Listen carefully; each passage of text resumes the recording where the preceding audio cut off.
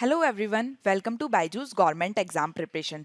तो ये जो हमारा यूट्यूब चैनल है, इसमें हम एसएससी, डीपीसी, बैंकिंग, आरआरबी और इस तरीके के जो दूसरे गवर्नमेंट एग्जामिनेशन है उससे रिलेटेड कंटेंट आपके साथ में शेयर करते हैं ताकि आप इसका फ़ायदा उठा सकें और इस तरीके के जो एग्ज़ाम है उसमें सक्सीड हो सकें। ये हमारी सीरीज़ है दिस डे इन हिस्ट्री की, जिसमें हम रोज़ की जो इतिहास में घटनाएं हुई हैं उनके बारे में चर्चा करते हैं। आज की डेट है 9 अक्टूबर, तो हम देखेंगे कि 9 अक्टूबर को इतिहास में किस तरीके की घटनाएं हुई है और उनसे रिलेटेड कुछ फैक्ट्स और कुछ जानकारी आपके सामने बताएंगे ताकि उनका यूज़ आप एग्जाम में कर सके और आप इन एग्जाम्स में सक्सेसफुल हो सके।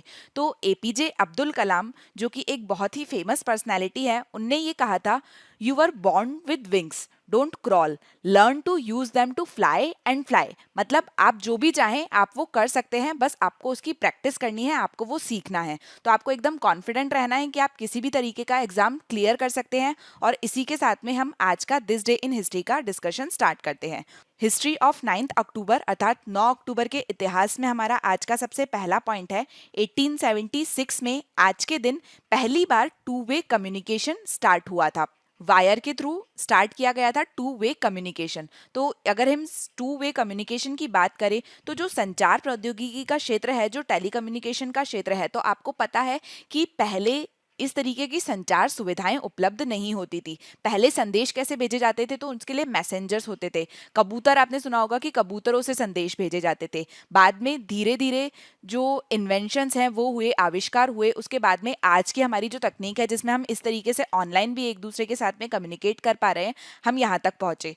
पहले का जब समय था, जब ये मैसेजेस भेजे जाते थे, जिसमें मैसेंजर के थ्रू मैसेजेस भेजे जाते थे, तो वो वन वे होता था। मतलब अगर मुझे आप तक कोई बात पहुंचानी है तो बस मैं ही आपको वो बात पहुंचा सकती हूँ एक समय में। उसके बाद में दूसरी बार आप अपना मैसेंजर भेजेंगे, तब तक मेरे पास उसकी बात का रिप्लाई आएगा। उस समय ये सब चीज़ें जो थी इतनी फास्ट नहीं थी, लेकिन धीरे धीरे हमने देखा कि टेलीग्राफ का आविष्कार हुआ। टेलीग्राफ से भी क्या होता था कि टेलीग्राफ भी एक तरीके से वन वे था, एक व्यक्ति कोई जो मैसेज है वो भेज सकता था। उसके बाद में धीरे धीरे टेलीफोन आया। जब टेलीफोन आया तो टेलीफोन भी इतना फास्ट नहीं था कि जिस तरीके से अभी हम बात कर रहे हैं कि मैंने कुछ बोला और आपको उसी समय सुनाई दे गया। पहले वो टेलीफोन समय लेता था कन्वर्ट करने में, आप तक उस संदेश को पहुंचाने में। उसके बाद में ये जो टू वे कम्युनिकेशन है ये शुरू हुआ था 1876 में, तो ये आपको याद रखना है।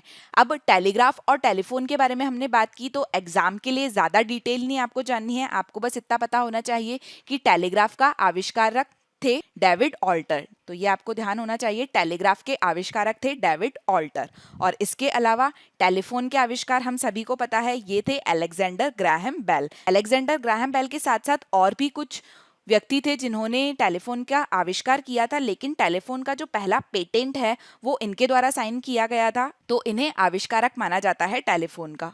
अगर हम टेलीकम्युनिकेशन की बात कर रहे हैं तो एग्जाम से रिलेटेड कुछ और पॉइंट्स भी हम जान लेते हैं टेलीकम्युनिकेशन अर्थात सूचना प्रौद्योगिकी के बारे में। पहला आपका क्वेश्चन है कि सबसे पहली ऐसी कौन सी कंपनी थी जिसके द्वारा मोबाइल फोन बनाया गया था। टेलीफोन आपको पता है फोन होते थे, वो वायर से कनेक्टेड रहते थे, लेकिन पहला मोबाइल फोन जो बना था वो किस कंपनी के द्वारा बनाया गया था, तो वो कंपनी थी मोटोरोला। इसके बाद में अगला क्वेश्चन है कि पहला जो प्रैक्टिकल मोबाइल फोन बना था, जो हेल्ड बना था, जो हम हाथ में यूज कर सकते थे, उसके आविष्कारक किसे माना जाता है, तो उसका आविष्कारक माना जाता है मार्टिन कूपर को।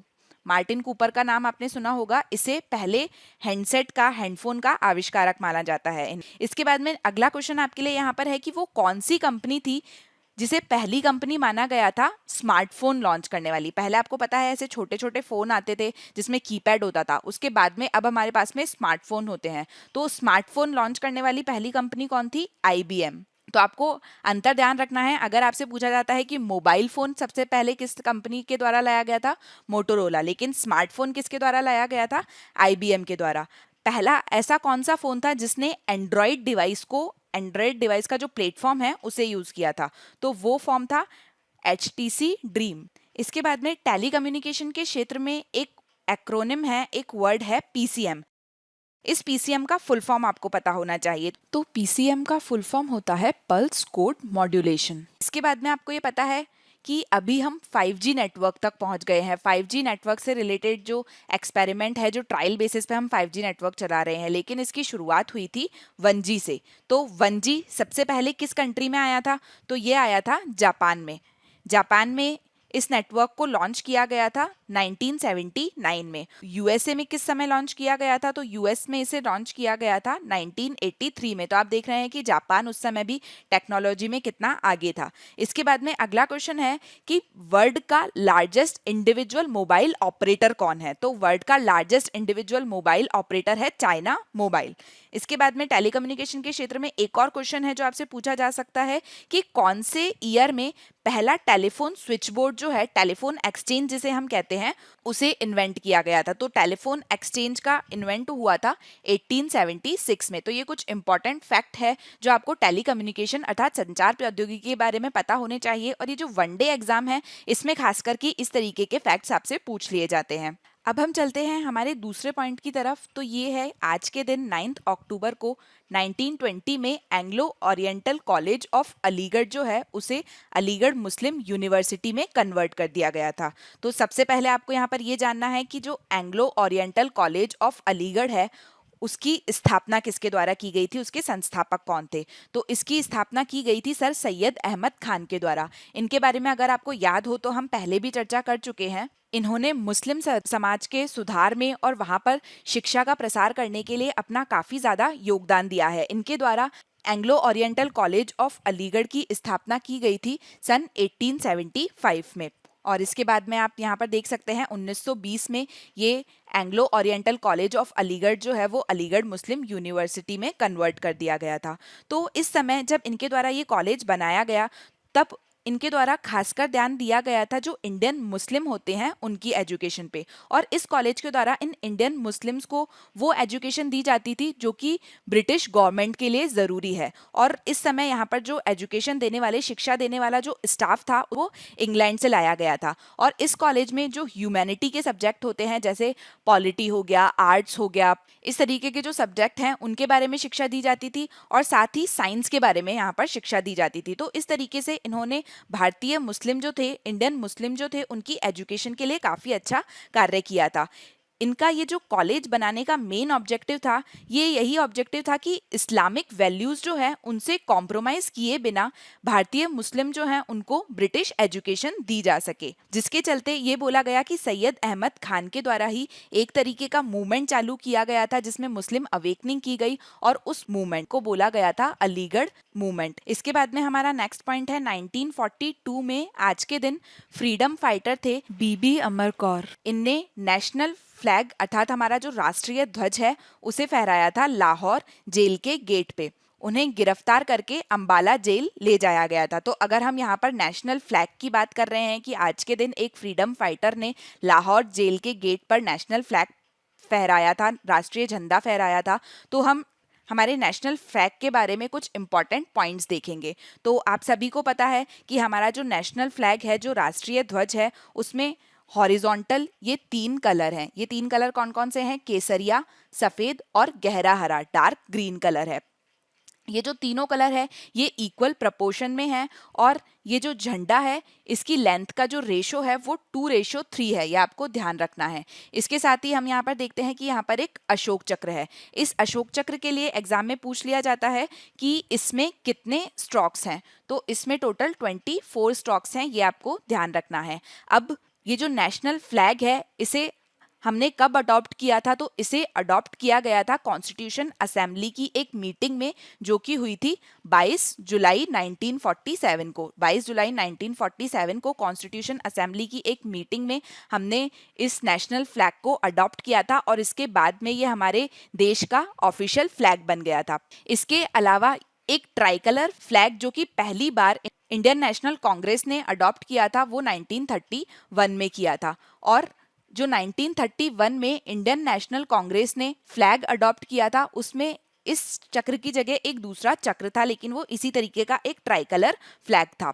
इसके साथ ही यहाँ पर अगर हम बात करें कि ये जो तीनों कलर है ये किस चीज का संकेत देते हैं, तो जो सैफ्रॉन कलर है, जो केसरिया कलर है, वो संकेत देता है करेज, सैक्रिफाइस और रिनंसिएशन का। जो वाइट कलर है वो दर्शाता है ट्रुथ और प्योरिटी इन थॉट को।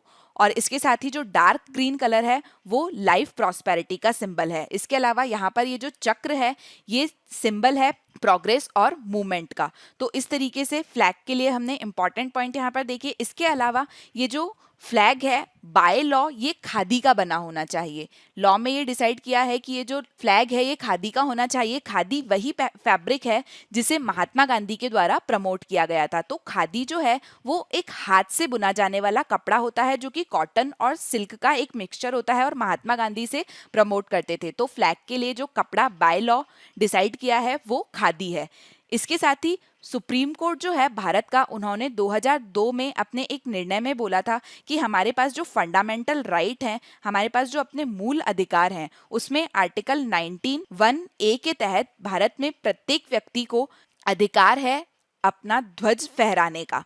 इसके अलावा अगर हम बात करें कि ये जो ध्वज डिजाइन किया है ये किसने किया है, तो इसे डिजाइन किया गया था पिंगाली वेंकैया ने। ये नाम आपको ध्यान रखना है, ये काफी इंपॉर्टेंट है। राष्ट्रीय ध्वज को डिजाइन किया गया है पिंगाली वेंकैया ने। ये एक एग्रीकल्चरिस्ट हैं और इंडियन फ्रीडम फाइटर थे। इसके साथ ही नेशनल फ्लैग पहली बार होस्ट किया गया था, वो किया गया था सच्चिदानंद प्रसाद बोस के द्वारा 1906 में। हमारे देश में पहली बार जो झंडारोहण किया गया था पूरे देश के लिए वो 1906 में किया था। वो सेम ये झंडा नहीं था, उसका डिजाइन कुछ और था, लेकिन पहली बार हमारे देश का झंडा जो फहराया गया था वो 1906 में फहराया गया था, कलकत्ता में फहराया गया था और सच्चिदानंद प्रसाद बोस के द्वारा फहराया गया था। उसके बाद में 1907 में एक दूसरा ट्राइकलर फ्लैग फहराया गया था, वो फहराया गया था मैडम बीकाजी कामा के द्वारा स्टटग्राट में। तो ये जो मैडम बीकाजी कामा के द्वारा 1907 में फ्लैग फहराया गया था, ये भारत में नहीं फहराया गया था,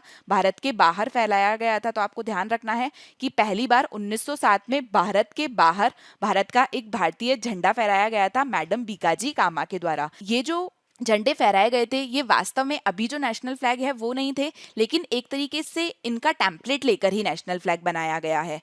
इसके अलावा जब भारत की फर्स्ट फ्लैग कमिटी बनी थी उसे हेड किया था डॉक्टर राजेंद्र प्रसाद ने। आपको याद रखना है भारत की जो फर्स्ट फ्लैग कमिटी थी उसे हेड करने वाले थे डॉक्टर राजेंद्र प्रसाद।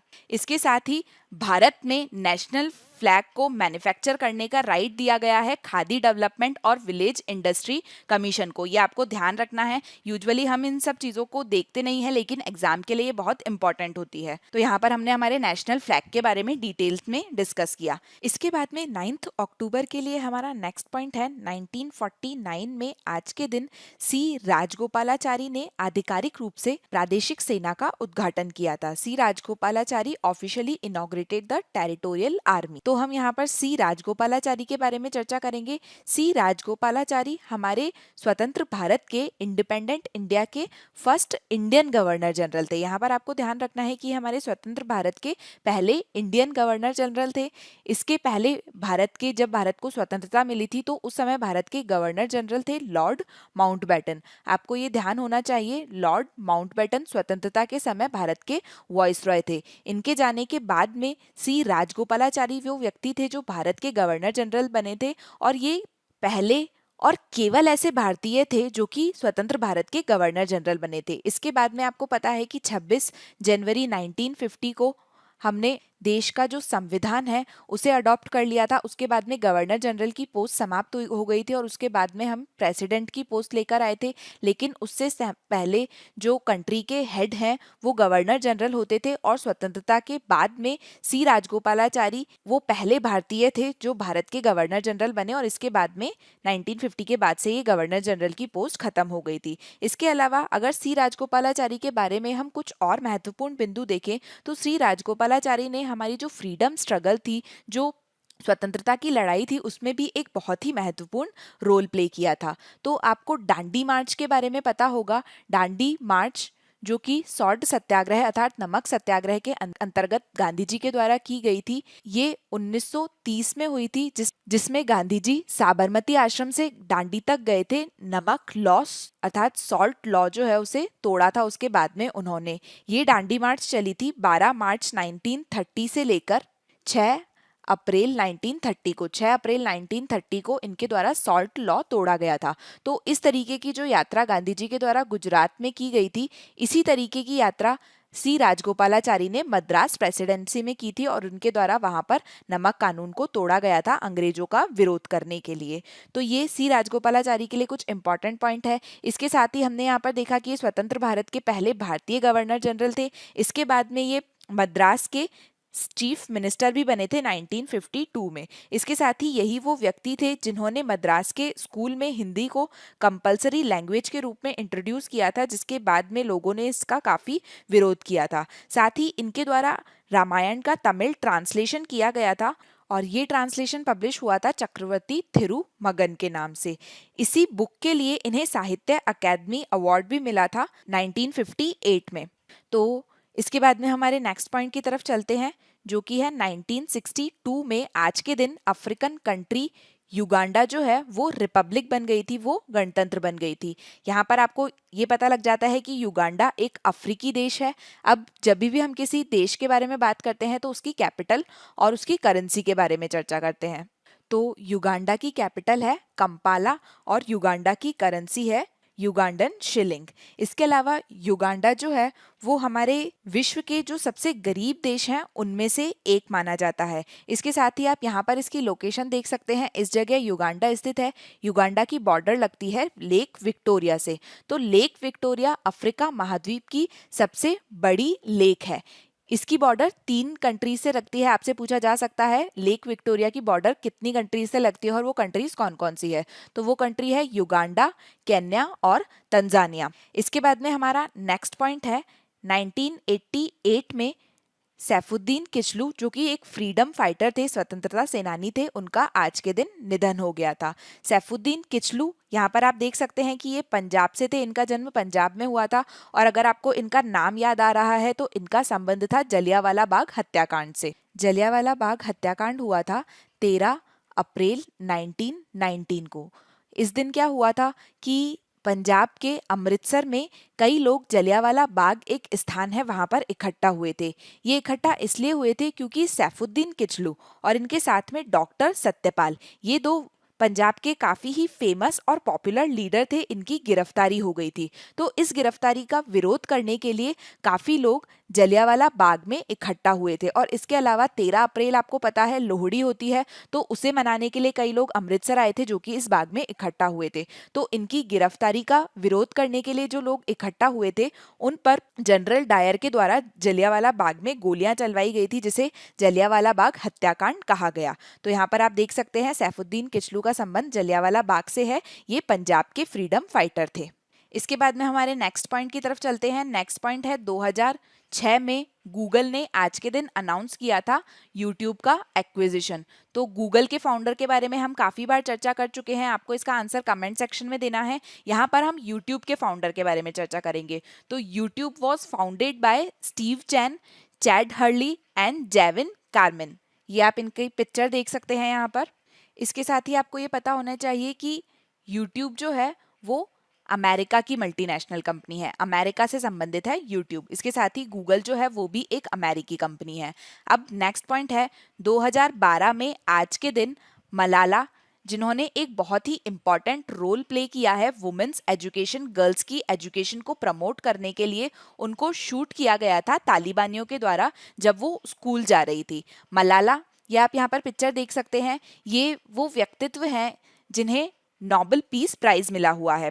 इन्हें सन 2014 में नोबेल पीस प्राइज मिला था, तो इसलिए आपके लिए इनके बारे में जानना ज़रूरी हो जाता है। ये पाकिस्तान की नागरिक हैं और इनके द्वारा गर्ल्स की एजुकेशन को बढ़ावा देने के लिए कार्य किया जाता है। ये पाकिस्तानी एक्टिविस्ट हैं जिन्होंने फीमेल एजुकेशन के लिए काफ़ी काम किया है और इसी के चलते ये जब स्कूल जा रही थी एजुकेशन को बढ़ावा देने के लिए, तब तालिबान ने इन पर हमला कर दिया था। मलाला के बारे में आपको पता होना चाहिए कि इनको पीस प्राइज मिला है और उसके साथ ही 2013 में जब इनका 16th बर्थडे था तो उस समय यूएन ने 12 जुलाई को, जो कि इनका 16th बर्थडे था, मलाला डे के रूप में घोषित किया है।